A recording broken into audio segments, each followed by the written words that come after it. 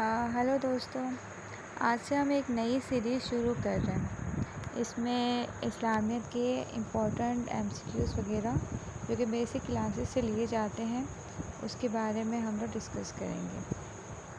میں نے جس طرح سے PhD اور PhD کے ایگزامس دیکھے ہیں تو اس میں اسلامیت کے اسی طرح کے کوشچنس پوچھے گئے تھے جو کہ بہت ڈیپ میں تھے، تو وہ جو ہے ہماری انہی کتابوں سے ہی لیے گئے تھے۔ تو ہم نے یہ ایک نئی سیریز شروع کری ہے اسلامیت کی کلاس 7 کی 7 سے اسٹارٹ کیا، ٹھیک ہے۔ تو حضرت محمد صلی اللہ علیہ وسلم کی حیات طیبہ یہ چیپٹر ہے اور اس کا پہلا ہے فتح مکہ۔ تو ہم اس چیپٹر کو پڑھیں گے اور میں نے کچھ امپورٹنس جو ہے مارک کر دیے ہیں، تو اس کو دیکھتے ہوئے ہم لوگ جو ہے یہ MCQs کو نشاندہی کریں گے، اپنے پاس لکھ لیں گے، نوٹ کر لیں گے۔ آپ لوگ کے ساتھ میں اپنے پاس نوٹ کر لیجیے گا۔ اچھا، تو فتح مکہ کا پس منظر، یہ پس منظر سے مراد ہے جو بھی اس کا ایک نقشہ کھینچا گیا تھا وہ، ٹھیک ہے۔ اچھا، سن 6 ہجری میں حدیبیہ کے مقام پر مسلمانوں اور قریش کے درمیان 10 سال کے لیے امن اور سلامتی کا معاہدہ ہوا تھا۔ اچھا، سن 6 ہجری میں ہوا تھا، ٹھیک ہے، اور حدیبیہ کے مقام پہ ہوا تھا مسلمانوں اور قریش کے درمیان۔ قریش مکہ اس وقت فتح نہیں ہوا تھا، ہم فتح مکہ کا پڑھ رہے ہیں اس وقت، ٹھیک ہے۔ تو فتح مکہ سے پہلے 6 ہجری میں حدیبیہ کے مقام پر مسلمان اور قریش کے درمیان 10 سال کا امن اور سلامتی کا معاہدہ ہوا تھا، ٹھیک ہے۔ اچھا، اس امن معاہدے میں ایک شرط یہ بھی تھی کہ جو قبیلہ جس فریق کو چاہے اپنا حلیف بنا سکتا ہے۔ اس شرط کے تحت قبیلہ بنو خزاعہ نے مسلمانوں کو حلیف بنایا اور بنو بکر نے قریش کو، ٹھیک ہے۔ تو اب کیا ہے کہ بنو خزاعہ کے ساتھ اگر کوئی مسئلہ ہوتا ہے تو مسلمان کی طرف جائیں گے، ٹھیک ہے، اور بنو بکر قبیلہ کے ساتھ کچھ مسئلہ ہوتا ہے تو وہ قریش کے پاس جائے گا، ٹھیک ہے۔ اور آگے یہ کہ قبیلہ بنو بکر کی بنو خزاعہ کے ساتھ پرانی دشمنی چلی آ رہی تھی، تو مطلب امن معاہدہ تو چل رہا ہے لیکن بنو خزاعہ جو کہ یہ ہے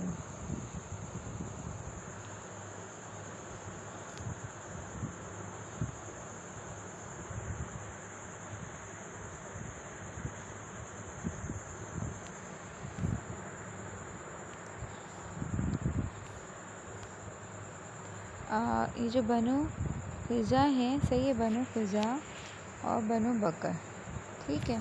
تو جو بنو بکر اور بنو خزاعہ ہیں، ان دونوں کی آپس میں جو ہے بنتی نہیں تھی، ٹھیک ہے، پرانی دشمنی چلی آ رہی تھی۔ تو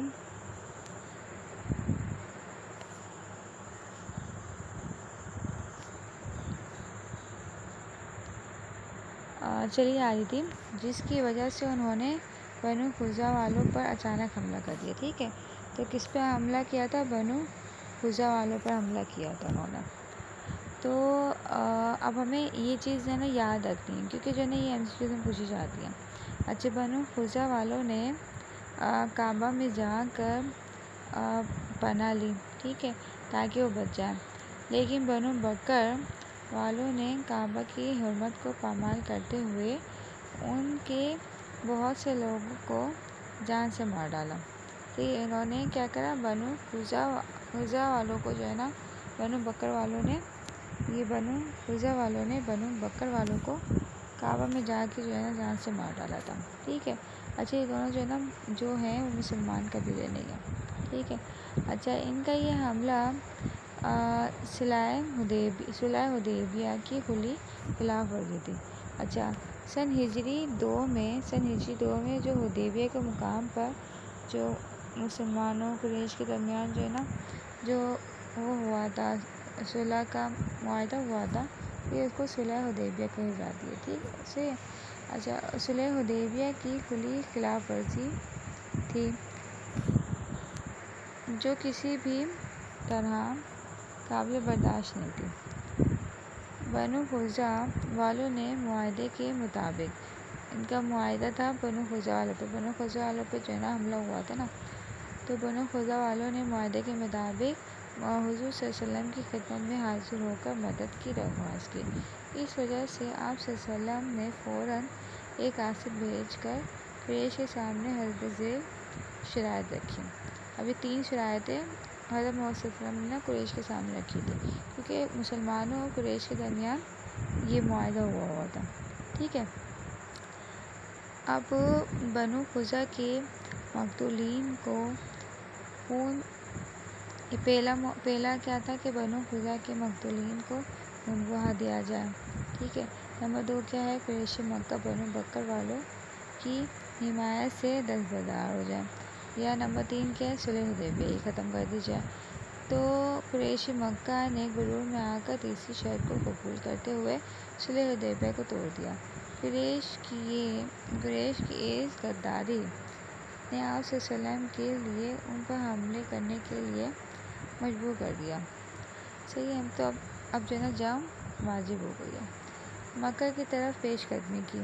تو اس صورتحال کے پیش نظر حضور صلی اللہ علیہ وسلم نے سن 8 ہجری میں 10,000 صحابہ، اس 8 ہجری میں 10,000 صحابہ کرام کا لشکر لے کر مکہ مکرمہ کی طرف روانہ ہوئے اور وادی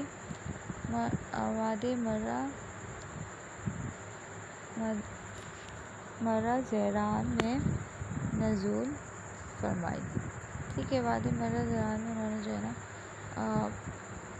وہ رکے تھے۔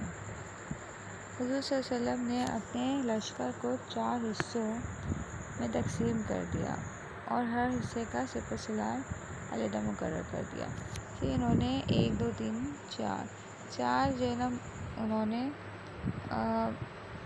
4 حصوں میں انہوں نے الگ الگ 4 حصوں کو ڈیوائڈ کر دیا، ٹھیک ہے، اور سارے محافظوں کو الگ الگ ڈائریکشن سے انہوں نے بھیجا۔ پھر یہ ان میں سارے سپہ سالار جو ہے نا الگ الگ تھے۔ اچھا ہم اس کو نہیں پڑھ رہے، ٹھیک ہے، یہ اتنا نہیں ہے۔ اچھا، قریش کو جب یہ بات معلوم ہوئی تو انہوں نے تحقیق کے لیے ابو سفیان، حکیم ابن حزام اور بدیل بن ورقہ، جو اس وقت تک مسلمان نہیں ہوئے تھے، یہ سارے تینوں جو ہے نا مسلمان نہیں ہوئے تھے، قریش نے بھیجا تھا، ٹھیک ہے۔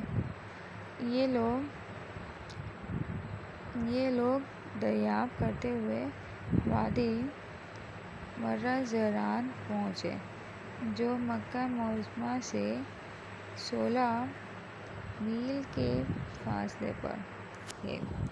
اچھا، وادی مرہ ابھی بھی ہے، صحیح ہے، جو کہ 16 میل کے فاصلے پر جو ہے نا موجود ہے۔ اچھا، حضرت عباس رضی اللہ عنہ نے جب ابو سفیان کو دیکھا تو ان کی جان بچانے کے لیے ابو سفیان کو حضرت عباس رضی اللہ عنہ نے دیکھا تھا، تو ان کی جان بچانے کے لیے انہوں نے حضرت محمد صلی اللہ علیہ وسلم کی خدمت میں پہنچے۔ حضرت عباس رضی اللہ عنہ کی ترغیب سے وہ مسلمان ہو گئے، ٹھیک ہے۔ اب ابو سفیان مسلمان ہیں۔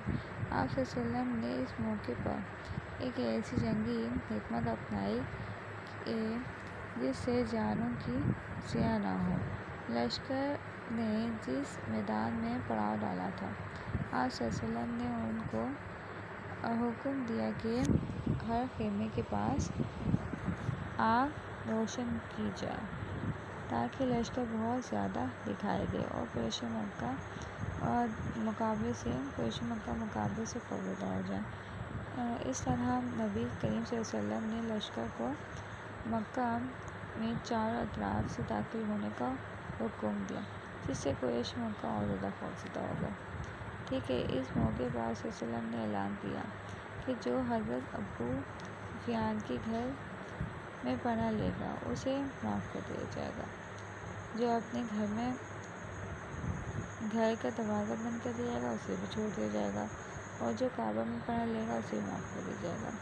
اس طرح حکمت عملی کے نتیجے میں اب مسلمانوں کا لشکر جرہ بغیر خون بہائے فتح یاب ہو کر مکہ میں داخل ہوا۔ آپ صلی اللہ علیہ وسلم نے مکہ کا طواف کیا اور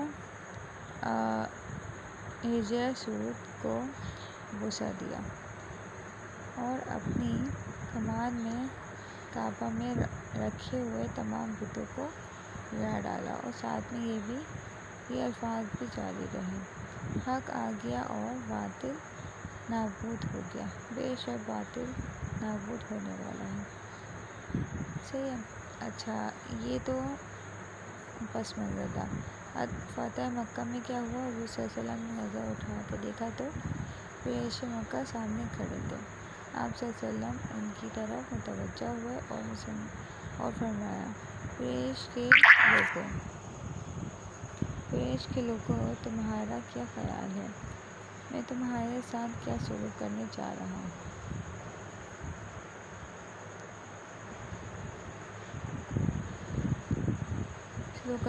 وہ بولے: آپ نیک انسان ہیں اور نیک انسان کے بیٹے ہیں، آپ سے ہمیں اچھی توقع ہے۔ آپ صلی اللہ علیہ وسلم نے فرمایا: میں آج تم سے وہی بات کہہ رہا ہوں جو حضرت یوسف علیہ السلام نے اپنے بھائیوں کو کہی تھی۔ آج تم پر کوئی ملامت نہیں، جاؤ تم سب آزاد ہو۔ یہ بھی ہم نوٹ کر لیتے ہیں، ٹھیک ہے۔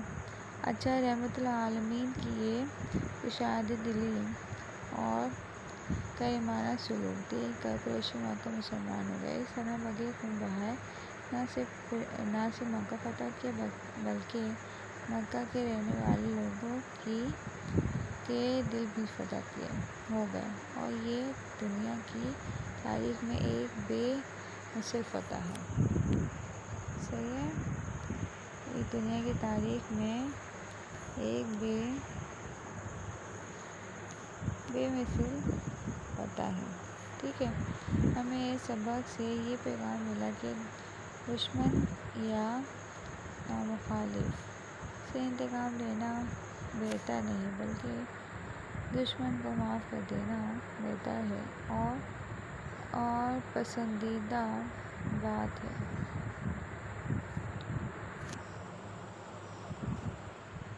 دوستو، ہم نے ابھی فتح مکہ کا چیپٹر پڑھا ہے، ٹھیک ہے۔ اب اس کے کچھ بک کے اندر ہی فل ان دا بلینکس ہیں، ٹھیک ہے۔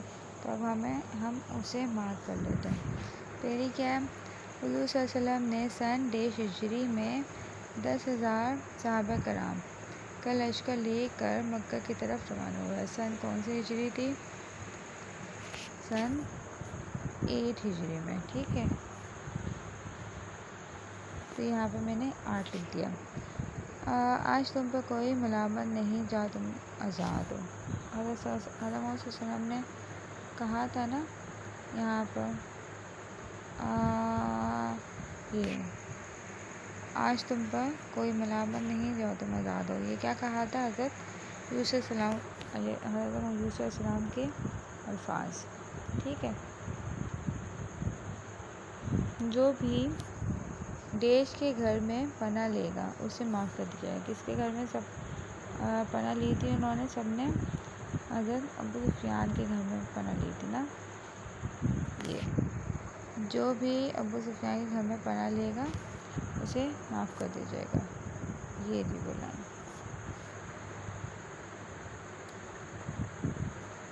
اچھا، نیکسٹ ہے یہ دنیا کی تاریخ میں ایک بے مثل کیا ہے؟ فتح ہے۔ یہ ایک لائن میں لکھی تھی نا انہوں نے، بے مثل فتح ہے، ٹھیک ہے۔ اچھا، حق آ گیا اور باطل مٹ گیا، یہ آیت تھے نا جو یہ قرآنی آیت تھی وہ پڑھتے جا رہے تھے۔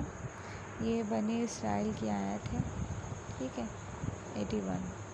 تو حق آ گیا اور باطل نابود ہو گیا۔ یہ الفاظ کو بولتے جاتے ہیں، ٹھیک ہے۔